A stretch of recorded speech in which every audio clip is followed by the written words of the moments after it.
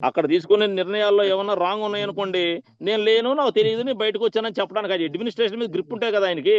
ఆయనకి అడ్మినిస్ట్రేటర్ మీద నేర్చుకోవాలని తపన లేదు, ఆయనకి తెలియదు, గ్రిప్ సంపాదించుకోవట్లేదు. ఏమనంటే నాకు అనుభవం లేదంటాడు. ఇక దాని గురించి మనం ఏం డిస్కస్ చేస్తాం సార్, అది ఆయన ఇష్టం. చదువుకున్నారట కదా ఆయన స్టైల్ ఆఫ్ ఆయనకి. ఫంక్షనింగ్ అలా ఉంటుంది. లేదు, చాలా చదువుకున్నాను నేను, ఆయన అంటున్నారు ఆయన. మరి ఆయనకి అడ్మినిస్ట్రేషన్ మీద గ్రిప్ లేకపోవడం ఏంటి?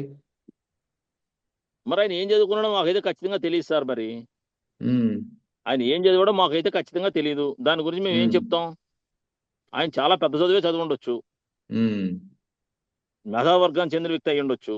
కానీ ఉమ్. మాకు తెలియనప్పుడు మేము ఏం మాట్లాడతాం చెప్పండి? అది ఆయన విజ్ఞతగా వదిలేస్తున్నాం.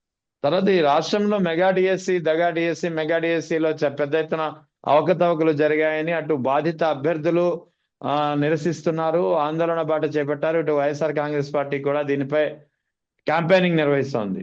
మరి పవన్ కళ్యాణ్ గారు ప్రశ్నించాలి కదా సార్. నిజంగా డిఎస్సిలో మోసం జరిగిందని ప్రతిపక్షాలు చెప్తున్నాయి కాబట్టి మా నాయకుడు ప్రశ్నిస్తే ఈయన వాల్యూ పెరుగుద్ది. మేము కోరుకునేది అది, ప్రశ్నించండి సార్ అని. ఆయన ప్రశ్నించడం